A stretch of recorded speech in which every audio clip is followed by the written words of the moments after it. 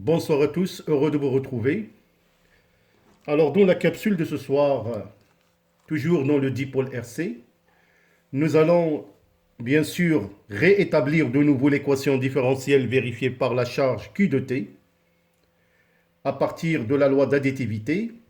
Nous allons bien évidemment déterminer comment trouver les paramètres de la solution de l'équation et tracer la variation de Q dt en fonction de temps et définir quelques paramètres à savoir.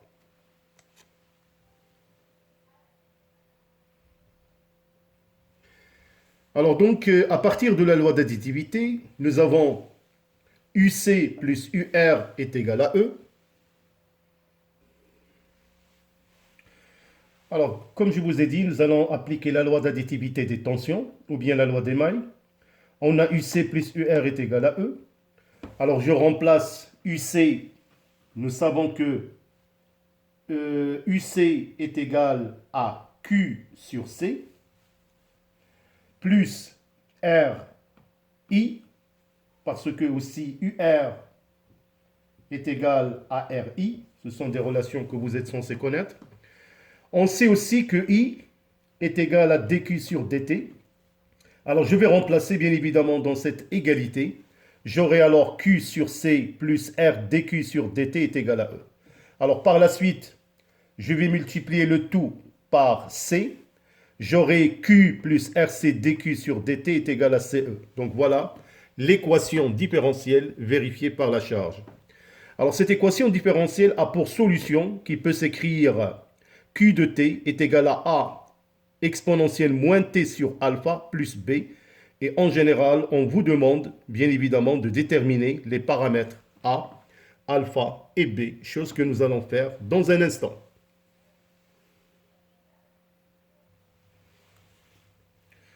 Alors nous avons établi l'équation différentielle en fonction de Q, la charge du condensateur, et nous avons proposé une solution Q de t est égal à A exponentielle moins t sur alpha plus B.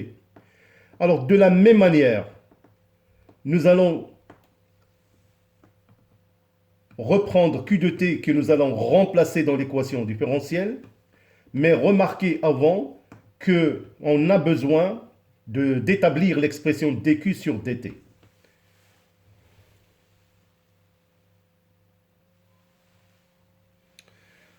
On détermine donc dQ sur dt qui est égal à moins 1 sur alpha exponentielle moins t sur alpha. Donc il faudra voir les capsules précédentes pour comment calculer la dérivée d'une fonction exponentielle. Alors comme je vous ai dit, je vais remplacer la valeur de q de t et dq sur dt dans l'équation différentielle. Et vous allez trouver, bien évidemment, cette expression-là. A exponentielle moins t sur alpha plus b, moins rc sur alpha A exponentielle moins t sur alpha égale à CE. Alors par la suite, je factorise par A exponentielle moins t sur alpha, qui est facteur de 1 moins rc sur alpha, qui est égal à CE moins b. Je repasse le b de l'autre côté. Alors bien évidemment, l'équation est vérifiée quel que soit t, si et seulement si ce terme-là, 1 moins rc sur alpha est égal à 0, et CE moins B est égal à 0, et on trouve alpha égal à RC, et B est égal à CE. Alors de la même manière, pour déterminer le paramètre A, nous allons repartir des conditions initiales.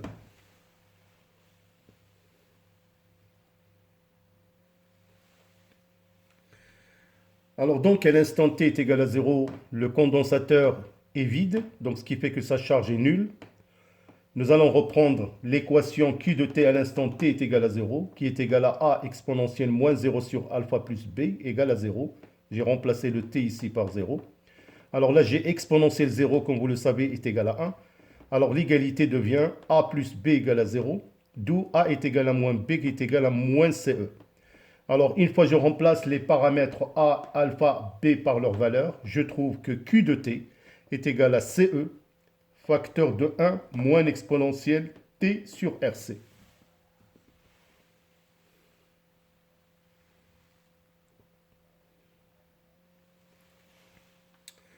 Alors une petite remarque, notez bien, La solution de Q de t, bien évidemment, on peut la déterminer à partir de l'expression Q de t est égal à C UC de t.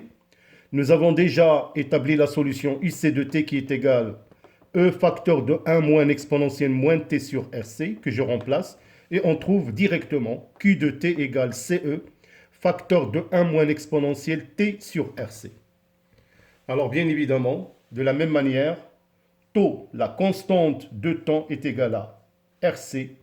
L'unité, c'est le seconde. C'est la seconde, pardon.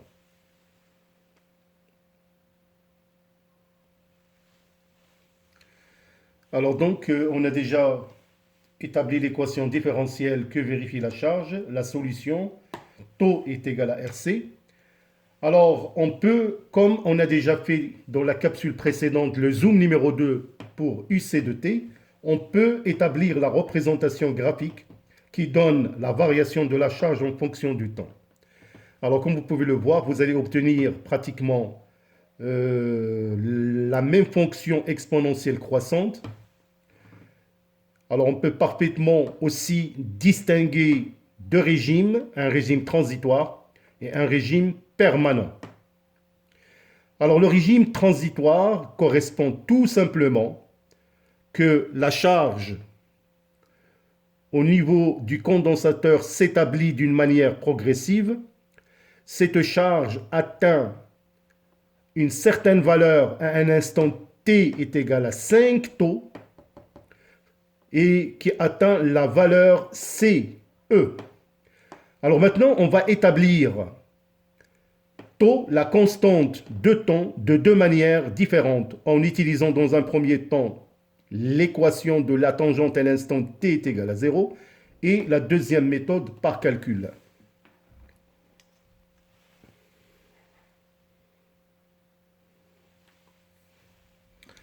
Alors pour déterminer taux par la première méthode des tangentes, alors bien évidemment, en général, on vous donne la tangente à l'instant t est égale à 0. Alors vous pouvez parfaitement voir encore de nouveau que cette tangente coupe l'asymptote de valeur CE en un point. Et ce point-là, sa projection sur l'axe des temps, c'est taux. Donc c'est vraiment une manière qui est très très simple que vous êtes bien évidemment censé maîtriser. Alors maintenant, nous allons établir taux, mais cette fois-ci par calcul à l'instant t est égal à taux, et représenter le résultat sur le graphe pour trouver taux. Alors donc à l'instant t est égal à taux, on a Q à cet instant-là est égal à CE facteur de 1 moins exponentielle moins taux sur taux. Donc j'ai remplacé t par taux. Je simplifie par taux, je trouve alors CE facteur de 1 moins exponentielle moins 1. Encore une fois, cette valeur correspond à 0,63. Donc, à l'instant t est égal à taux, Q à cet instant-là, c'est CE multiplié par 0,63. Je vais voir cette valeur, bien évidemment, sur l'axe donnant les valeurs de Q. Et je vais trouver, bien évidemment, une projection sur la courbe. Et je trouve l'instant correspond qui n'est que taux. Alors, parfois, on peut vous demander à quoi correspond l'instant où la charge à cet instant-là, taux. Qu'est-ce qu'on peut dire?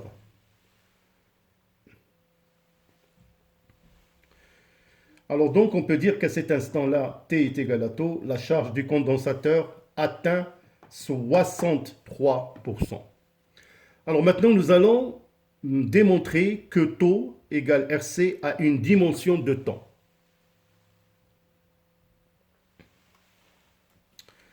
Alors donc, pour vérifier que taux égale RC a une dimension de taux, bien sûr, on va utiliser l'équation des dimensions. Alors la dimension de taux est égale dimension de R multipliée par la dimension de C.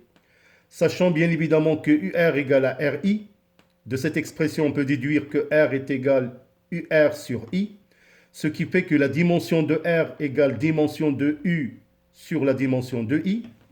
Nous allons aussi trouver la valeur de C, donc on a Q égale CU, donc C est égal à Q sur U, sachant bien évidemment que Q est égal à I fois T.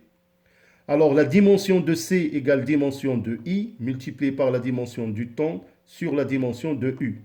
Alors je vais bien évidemment remplacer. On remplace donc la dimension de taux est égale. Je vais simplifier bien évidemment.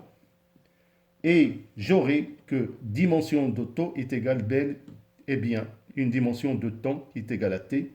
Donc ce qui fait que taux est exprimé en secondes.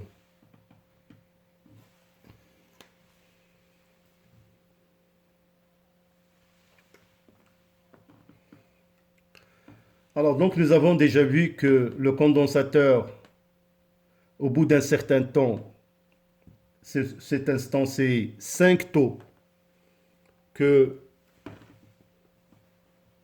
donc à l'instant t est égal à 5 taux, le condensateur pratiquement est totalement chargé et accumule une énergie électrique qui s'exprime, donc l'énergie emmagasinée E électrique est égale à 1 demi CUC au carré, que je peux l'exprimer en fonction de Q. E énergie électrique est égale à 1 demi Q au carré sur C, que je peux l'exprimer en fonction du temps bien évidemment. 1 demi de C, CE au carré, facteur de 1 moins exponentielle T sur taux au carré.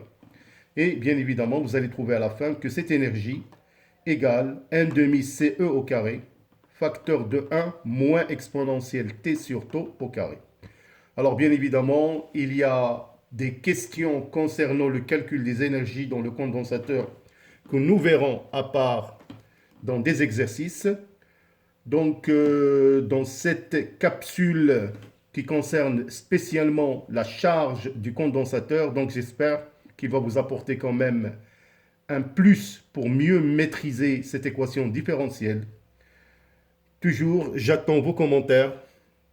D'ici là, portez-vous bien. À bientôt.